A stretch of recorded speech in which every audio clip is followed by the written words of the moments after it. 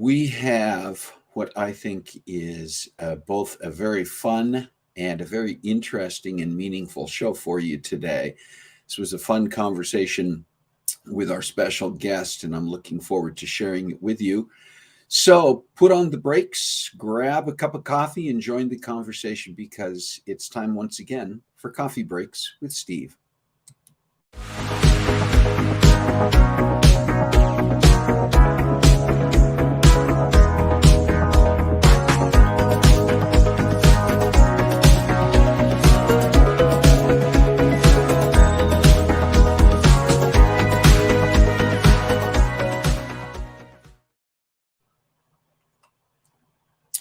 Good morning, everybody. Good to see you on here already. Chelan's here, Jerry Zetterval, Jerry Thompson, Carla Venturi.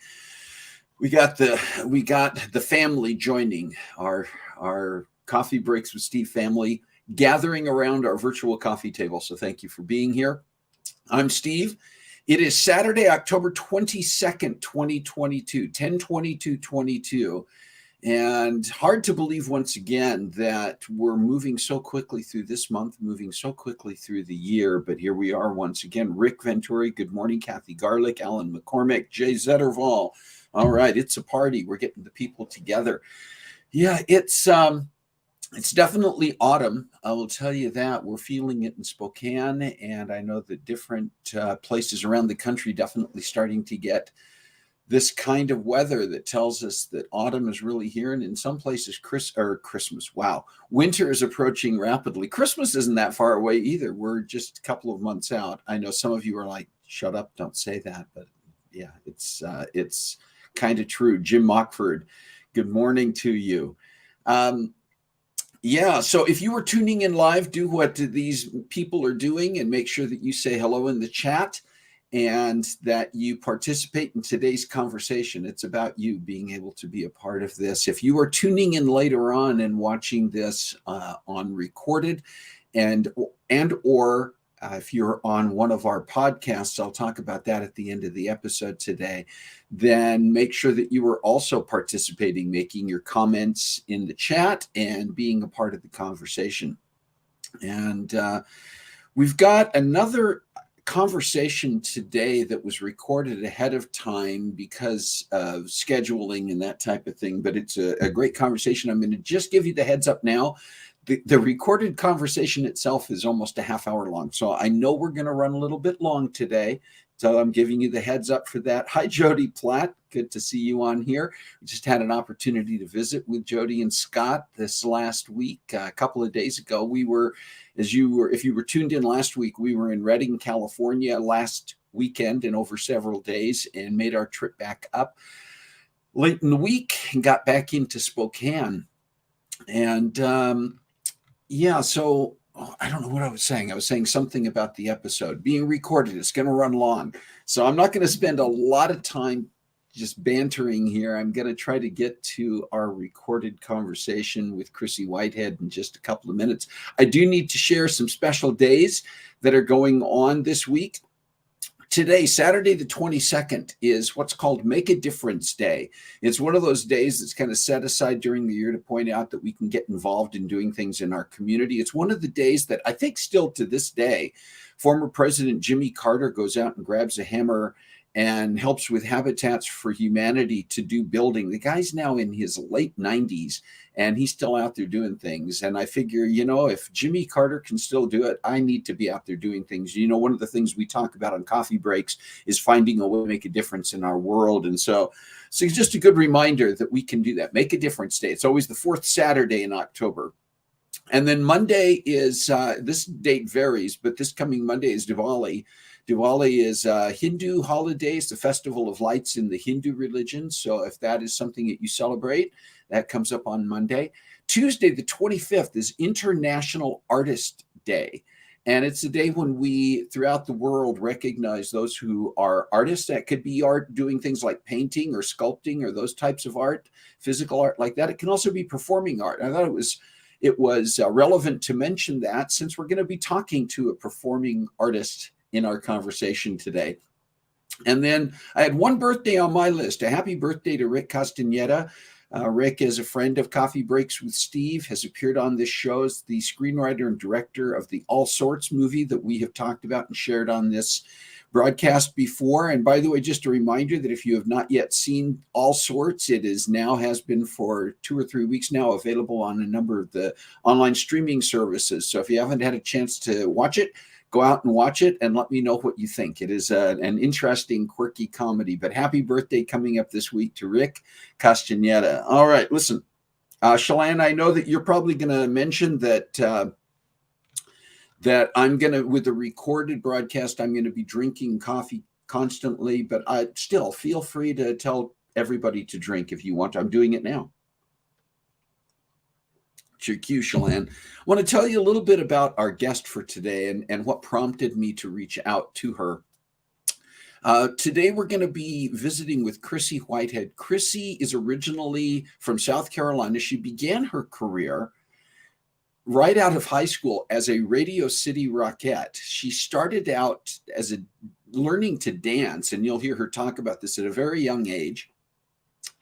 And she trained in musical theater at American Musical and Dramatic Academy in New York City and then 20 years later went on to perform the role of Velma on Broadway in Chicago as an understudy and came out in that role on Broadway.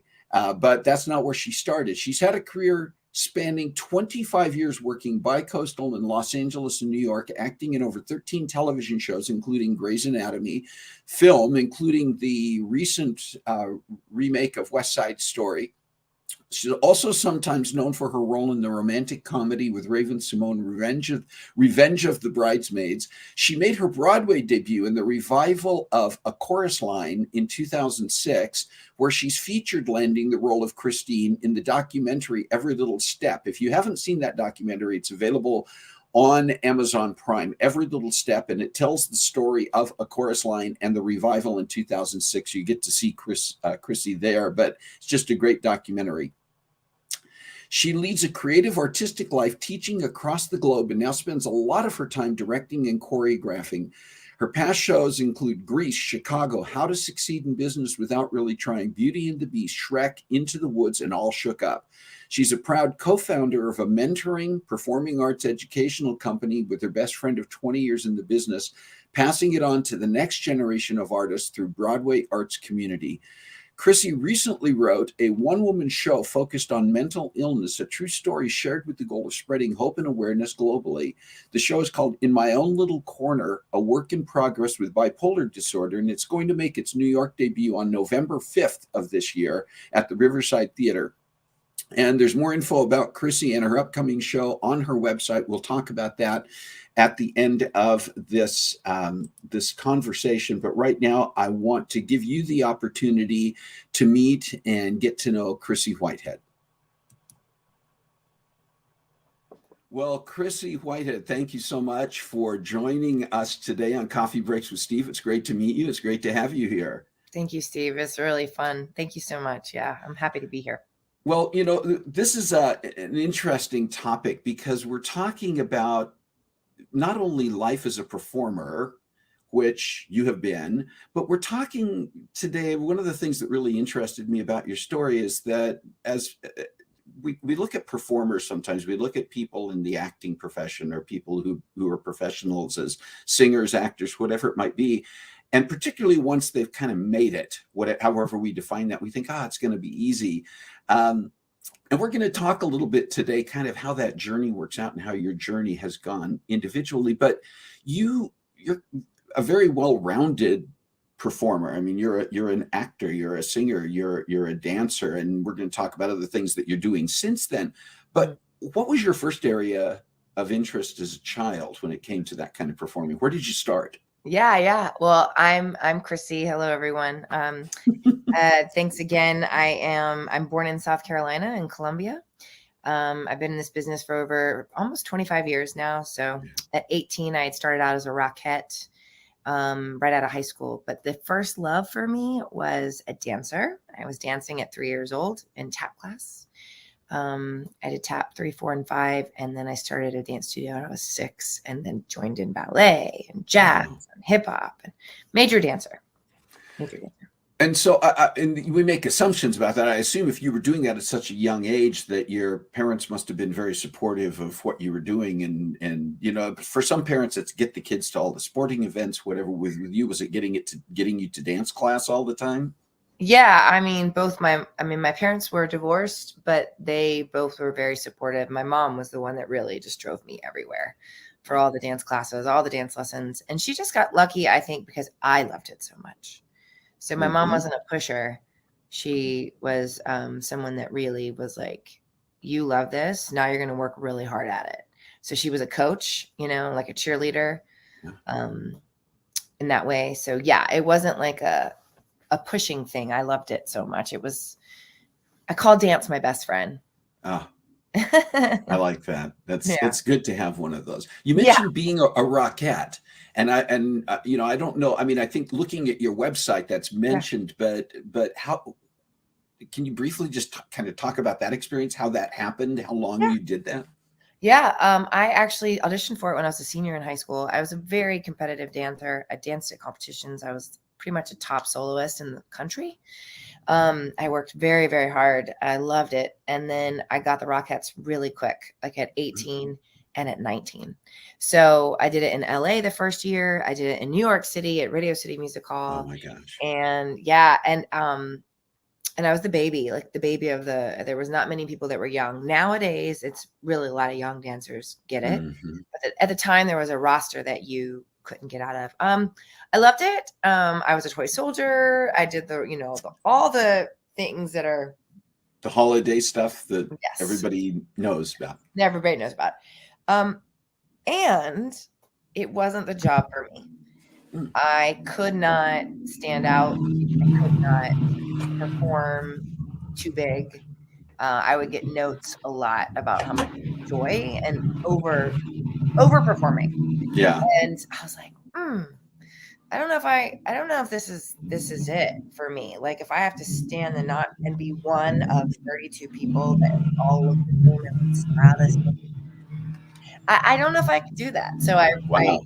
yeah, and I really missed theater. I had done theater in high school. I did a chorus line when I was in community theater at 14 years old and was like, what is this? So I already had like music theater kind of in the back burner. And I think after doing the Rockettes, it made me want to go be a well-rounded performer. So I went to school to AMDA in New York City and trained. Okay. Mhm. All right. For people who may not know what AMDA Oh is. yeah. American Musical and Dramatic Academy. It's a college and a conservatory for the performing arts. I went Yeah. to the conservatory. So Okay. it's hardcore training in musical theater. I found my mentor there, and I now cut full circle. I direct and teach there now. So Yeah. it's been good to me. AMDA's been good to me. You mentioned uh, performing in a chorus line, and that brings us to another chapter, another segment of your life and Mhm. your career, is that you had the opportunity to be in the Broadway revival of a chorus line, and you were still at a fairly young age still. 26. Yeah. And what was that experience like? Everything and more. I mean, when you get to Broadway, and especially in a show like that, you really are in the Olympics of musical theater. Hmm. And there's a lot of no's that came before that yes. There were a Yeah. lot of shows I auditioned for back and forth. I was living in LA and coming to New York and auditioning and auditioning and auditioning. And I was 26, but I grew a ton. I had my first like speaking lines on stage. I had all the training that I had for acting and singing at AMDA really paid off years later. And it gave me the bug to want to be an actress, to really want to be an actress. So Hmm. I was already in LA prior to getting a chorus line on Broadway, did a chorus line on Broadway, and then had the bug again to go back to LA and be a TV actress. the One of the interesting things about that revival of a chorus line is that it was captured in the documentary Every Little Step. And I will just tell people who may be watching, if you have not seen that documentary, you have any interest in theater, musical theater, and getting a real, well, I was going to say a real sense for what auditioning is like. It's pretty real.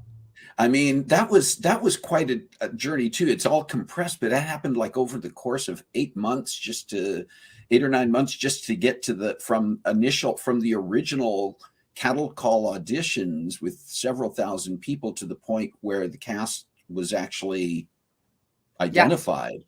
That documentary, I mean, it feels very, it's hard to watch that and not feel like you're drawn in and feeling the tension and the anxiety and the moments. Did the documentary, how did you feel the documentary Portrayed. really, how did it treat you and how did you feel treated the process? I think for the most part, I would say 80-90% of it was very accurate. The truth is they were going for a year of auditioning, but my Yeah. truth was not 8 months.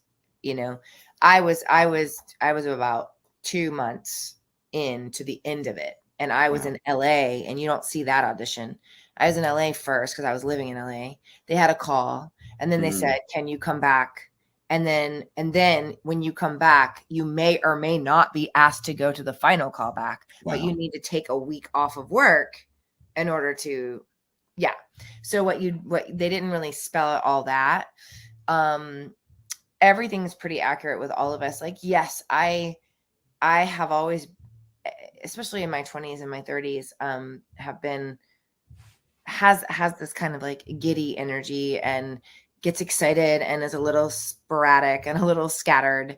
And I think they definitely captured that. And I Yeah. think that it was really genuine and definitely a part of who I am then. And that I think we can talk about with my show. But so I think that really worked, and that they just capitalized on that, and it didn't bother me because it's true. I mean, I was running into cameras, and I was a mess, and I was excited, and I was thrilled, and I was like, I was all the things for a chorus line on Broadway. Like, I was literally Yeah. like, I am auditioning for this. Yeah. This is the joy. And so I had a ball auditioning for it. So I think they captured that. And then the people that were super happy for me, they knew I was in LA. Jay Bender is a casting director who Yes. he passed his way. He's passed away now. Yes. But he was a casting director, really loved his actors. And he really rooted for you. And I Yeah. just felt very seen by him. And he really wanted me to get it. And what you didn't see is that I actually had to go back to LA and then come back again and audition, Wow. because they got nervous when they put me with Tony at the last minute on the stage. So Yeah. that is not documented in every little step. So those of Wow. you know the show. So if you don't know it, it's very accurate. There's a lot that goes on. You get to see heartache. You get to see excitement. You get to see hard work, sweat, and tears. And I think the word on the street is that it's coming back to Broadway in 2025. Wow. Really? It's one that needs to. I didn't, it's interesting, Chryssie, because when did it actually open on Broadway? It was in the fall, 1975. but I mean, in the revival, Oh, was it the 2006. fall? Was it the fall of Yeah. 2006? It's in October, I think. We were in New York that summer before it opened. Oh. And I remember and we were seeing, I think we were seeing ads that it was going to be opening. I remember thinking, because I've seen it 2 or 3 times on tour. And I thought, oh man, to be able to see a chorus line on Broadway it's one of those that you kind of go, if I could see it here, that would be extra special. But yeah, it would be cool if it does make it back. It's one of those that I have a deserves feeling to it come back. will. Yeah. Just John, I think there was an announcement that a while ago, like years Okay. ago, where John was like, yes, we will be doing it on its 50-year anniversary. Okay. Yeah, that makes sense. Right. That makes So a lot of sense. 2025 is when that would be. So we'll see. I think a lot of people, when you look at that, you say, wow, okay, you made it on Broadway, and you were talking about you were doing stuff in LA. You went back and did more stuff in LA. We'll talk about that as well. But I think a lot of people don't realize that when you land a role of that magnitude, people say, wow, now you've made it. You're on Broadway. Mm-hmm. Whether it's stage or it's movies or it's television or whatever it might be, at that level. And people assume that then, well, it's easy from there. The casting directors are knocking on your door and you don't have to work for it anymore. That's not really accurate, is it? You have to continue to put yourself out there every single time and really push and fight for everything you want. Yeah. Yes. Yes. I think that it does help when you finally get to a point where you're at that caliber and people know who you are.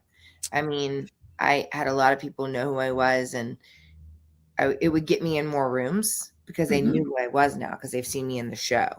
However, you still really are only as good as your last gig. Like I got a chorus line and I got Christine and I did my very best with that. But that was never a guarantee that the next job I got had to do with the fact that I got Christine on Hmm. Broadway. Hmm. So I think that it is a misnomer, and that you are always, our job as artists is that we're always working our craft and we're always auditioning, and our job is to audition because Yeah. we cannot control if we're going to book or not. But we can control how we audition, how prepared we are, the work we're doing in the room, the fact that like when they watch us, they go, we can't control that, but we can do our work. And so, yeah, it's not a guarantee. I left Broadway and listen, they're all choices. I probably could have stayed in New York and I might have had a more consistent career in New York on Broadway Okay. than I did, but I did go back to LA because I wanted to be the next Sandra Bullock. I was like, Hmm. it was like a dream of mine. I really wanted it was kind of driving me to be the romantic comedy girl after. Hmm. And then I did go out there and it took me another 3 years till I started booking television work. Yeah. Um, and then little by little, like when you see highlights, you see highlighted of people, right? But like Right. if I did 4 guest stars in a year, that's only about 4 weeks of work in a year. Right. Right. Right. But you're Right. thinking, oh, she was on Grey's Anatomy. She was on Private Practice and Warehouse 13 and all this stuff. And then she did a musical in between and she did a thing and yes, but then the artists have so much to look at. Like we have to look at how we manage our money. We have to look at how we budget because we may get a great job that pays us X, Y, and Z, but then you've got to like take care of yourself for the next Right. months. You know what I mean? So Yeah. it's a learning curve all the time. And I My am goodness. happy to say that I am a teacher and a mentor with my company, Broadway Arts Community, with my best friend, who we act as mentors and people who we needed when we were younger. And Yeah. that's what we're doing now. And it's pretty remarkable to be able to pass it on and give it back to the next generation of artists. Talk about that just a little bit, Yeah. Chryssie, because I think and I don't remember if this was once we started recording this, but you mentioned that you haven't really done any acting in the last few years. Your focus has changed, Yeah. It's true. and I think once a performer, always a performer to some Yes. degree. But your emphasis and your priorities have changed, and you're talking about being a mentor and a director and a teacher. Talk a little bit more about that transition and why that's important to you. Um, my mom died in 2013. And when she died, a lot of my will and my why kind of left a little bit. Like I didn't know why I was performing anymore. And she taught me the importance of giving back. And I've always taught in between my career because it kind of has helped ground me. But it wasn't until 2017 when my best friend, who I've known since the first national tour of Fosse we did at 21 years old, we've been friends that long, said, we are doing the same thing. Why don't we join forces and give back to the next generation of artists? And I said, and we started with a summer program, and then now we coach and mentor, and we coach anything from, because we've done it all, right? So we've done acting for camera, so we can help you with acting for camera and film and TV. Acting for musical theater, we've done all these roles, very similar. Lola, Cassie, Bon Ballerina, all these big like triple threat roles.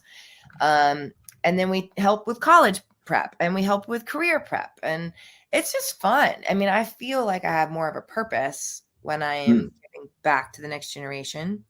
I feel a pressure to perform that I don't really enjoy, and I think this show is different. But becoming a director is this last reiteration. I just joined the STC union, which I'm very excited. It's the Stage Directors and Choreographers Union, and it's a big deal to join. And I'm finally, after about 5 to 7 years since my mom has passed, been on the creative side because I really enjoy the creative process now. Yeah. And I think that my acting and my strong background and my work really helps me with how I am with actors. I really am trying to be the director I would love, you know? So I'm thrilled that I'm calling this like my second act. I'm 42. My mentor I look up to big time runs the whole department at musical theater. She has been casting me. She's been casting me, hiring me as a director for the graduation showcases at AMDA. And I have been learning so much. It's been a wonderful training ground for me there. And I'm about to make my directorial debut in the professional world, doing Nonsense in Fort Myers, Florida at Gulf Coast. Oh my gosh. In the spring. Another great show. Yeah. You just said something that I think is significant for anybody in any place in their life. You talked about that you are teaching and you're directing and you're mentoring, and you said, and I learn a lot doing that.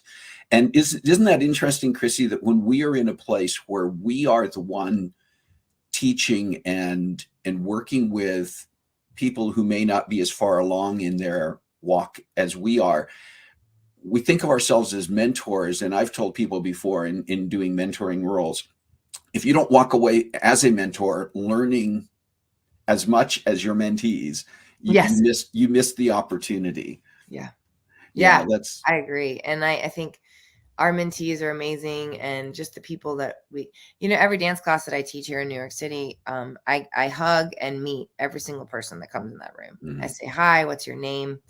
I think it's super important that people are seen and heard. And yeah, it's a gift. It's a gift that we were given. I'll bring it back to Chorus Line. In What I Did for Love, the song, it says the gift was ours to borrow.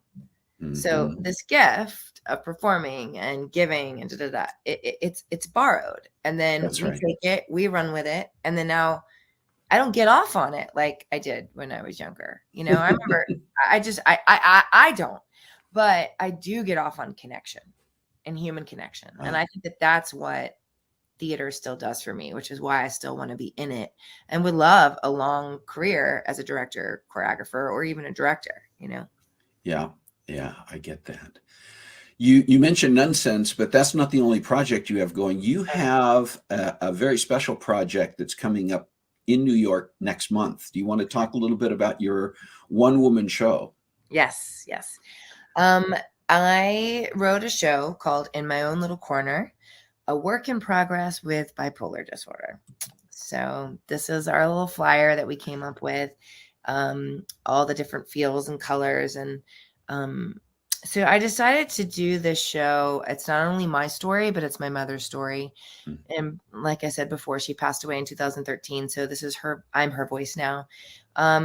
It's a raw and real story that I'm trying to bring forth to light so that we can have conversations around mental illness, that there is hope and that we can stop the stigma, and that all of us seem to have a little bit of something, Yes. I just think a little bit of something. I mean, it doesn't have to be like this big diagnosis, but just what I'm trying to do with this show is say, hey, look, and especially like with the Chorus Line, like we can go back and look at every little step and you're running into cameras and you were kind of sporadic. And I think there was a little bit of excitement and a little manic that is in Christine that I found out later when I was writing this show, that I was like, and I say it in the show, I'm like, did I get Christine because I actually had this condition, this disorder?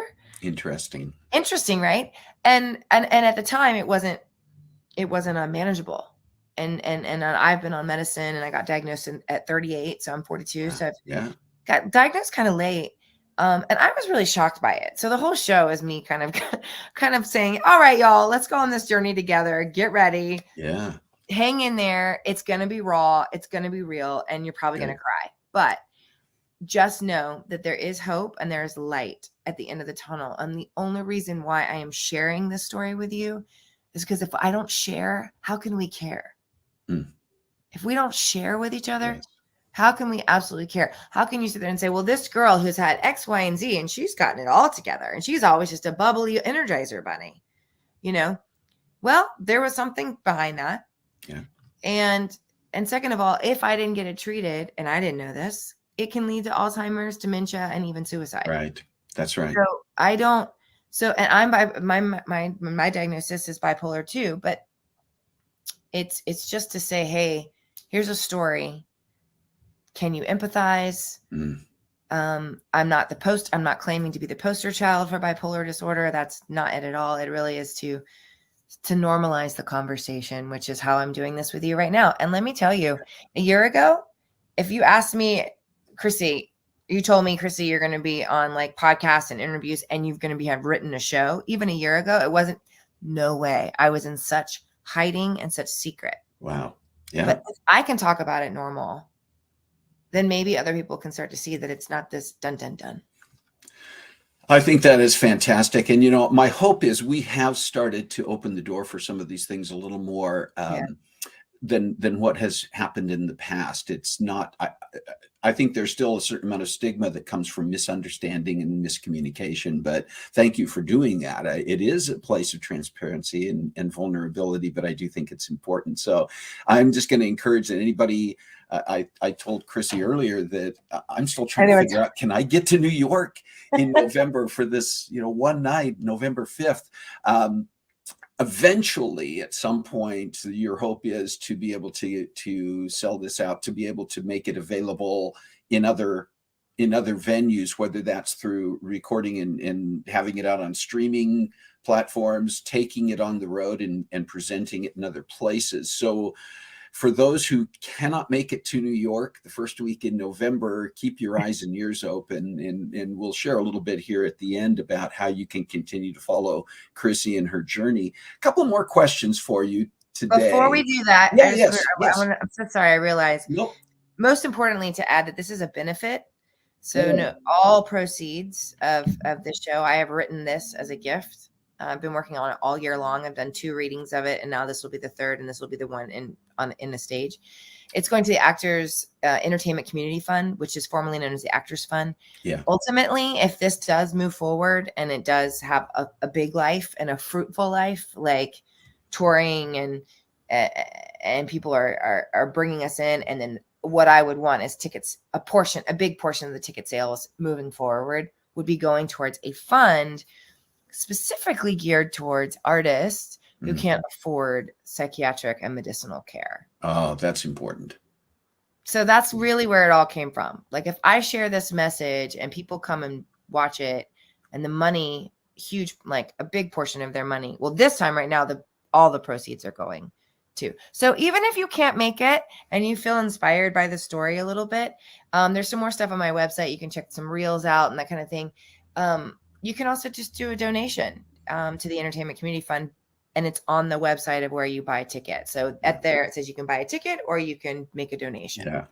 And we'll post that. I'll make sure that that's available through my sites as well as we continue to promote this and promote your show. Chryssie, we talked about the fact that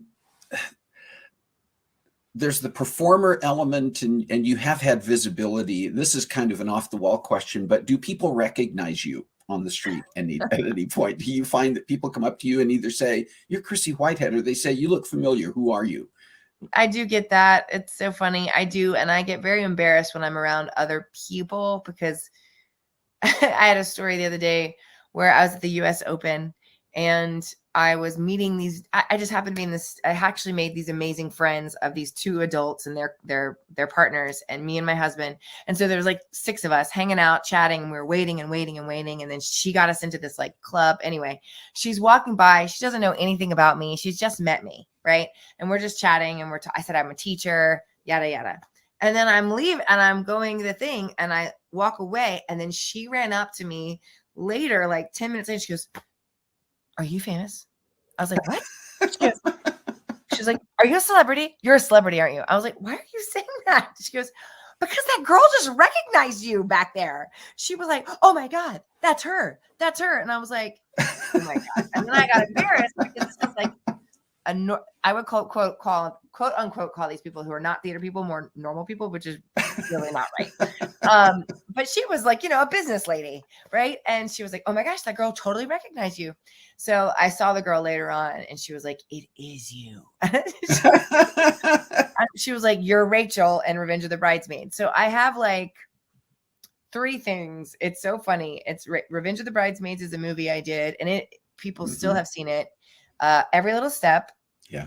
And Grey's Anatomy, because people are watching it so much. Like right. even though I was on it such a long time ago, but yeah, they do. And even we were shooting something in Plaza Square, and for some students at Steps, and they said, Chryssie, this couple walked by you and was like, I think that's Chryssie Whitehead. She was on Broadway. I think that's Chryssie Whitehead. And I just laughed because I'm not in the business like that anymore.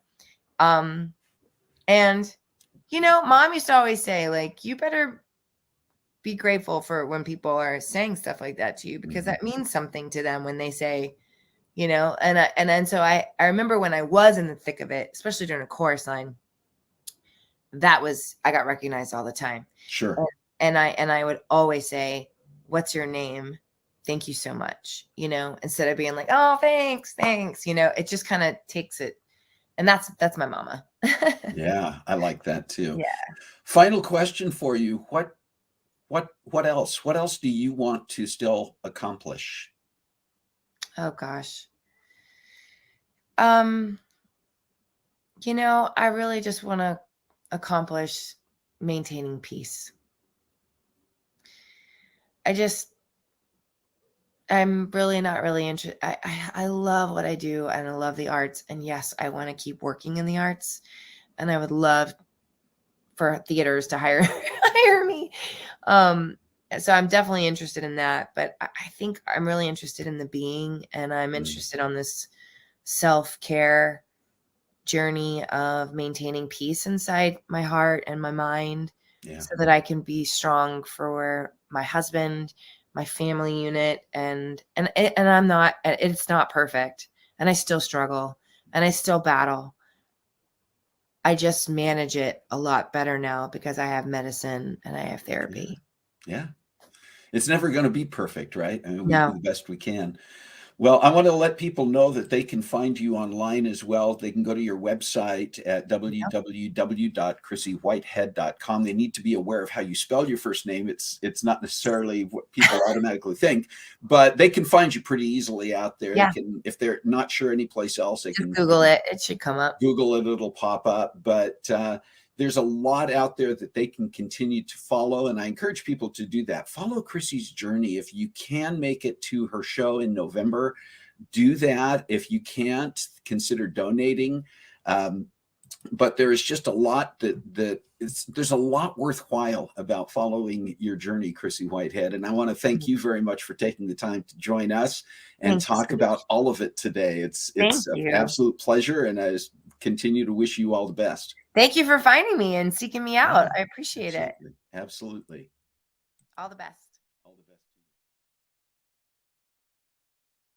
to you. All right. That was our conversation with Chryssie Whitehead. I hope you enjoyed that as much as I did. It was obviously a tremendous pleasure getting to speak with Chryssie and hear her story. And it's fascinating. We make so many assumptions about people who are in show business, if you will, and we kind of think, well, their lives just must all be together all the time. It must be easy. And I think there's a tremendous amount of life lesson in hearing all about Chryssie's journey. I do want to share a couple of things with you. And I'm kind of switching my camera view here so I can show you some things. But there is, we already talked a little bit about Chryssie's site, but I want to show you on her site, you can find, first of all, just kind of fun to open the site and see her dancing there. But there's a tremendous amount, not only about her background, the things that she's done, and you can kind of go, oh yeah, I remember seeing Chryssie in these various roles in these various places, either on TV or if you've had a chance to see some of her stage work. That's her resume, which is crazy. But I wanted to also show, you can read her entire story, but as you get down toward the bottom of her site, you will also find information about her upcoming shows. And you can see right there in my own little corner, the benefit performance that's coming up. So if that is something that that you are able to get to or donate to, you can do that. By the way, Carol and I have, since we had this conversation together with Chryssie, Carol and I have been able to make arrangements to be in New York to do some things, see some shows, visit some people the first week in November. And we have tickets now to go see Chrysie's show in my own little corner. So I'm looking forward to that, looking forward to actually seeing how she presents this and having an opportunity to support the work that she's doing. A few other things coming up. I know we've already gone a little bit long. I do want to share a few things with you. What is happening next week? We've got a conversation with John Weller. John is a friend from years past, but another fascinating individual. He is a first violinist with the Seattle Symphony. He is an author. He wrote a book called Violin Down several years ago. It's kind of an amazing and once again vulnerable and transparent story about his own life and some of the challenges that he faced several years back. We're going to talk about that a little bit. And his sailing out of Puget Sound is a part of his life too. So we're going to have just kind of a fun, interesting conversation with John that I hope you can tune in next week and participate in as well. Also want to share with you, I posted some things about this week, and I mentioned at the beginning of the broadcast that Coffee Breaks with Steve is now available on podcast sites. The video and audio versions of we have a number of our past shows on there. Recent shows are already available, and we're adding more to the podcast sites, uploading more to the podcast sites on a regular basis, so that we'll have the entire or a large history of Coffee Breaks with Steve available for people to go out and see. So if you want to share these, you can go out to Spotify and find audio and video recordings of Coffee Breaks with Steve as podcasts on there, as well as Apple Podcasts and Google Podcasts. All you need to do is go to those sites and under the search, type in Coffee Breaks with Steve. Make sure you spell breaks correctly, and we should come up and you should be able to see them. They're not going there live, so recorded versions are added after the show has taken place. Today's show will be up there within 24 hours, and we are continuing to add to that. So just wanted to let you know that. And Jim, I agree with you. John Weller will be fun. It's just, listen, I appreciate that you're all here. It's always a lot of fun to have the conversations. It's great to have guests on here. And it's also important that we have the conversation. You're here for a reason. You're here hopefully to enjoy the guests, but also to enjoy each other. We have the conversation together, and I hope you continue to do that. Thank you so much for being here. Just want to thank you all. I want to let you get on with your weekend, and I want you to enjoy it. And I just want to remind you once again to find a way to make a difference in your world this week. God bless you. Have a great week. We'll see you soon.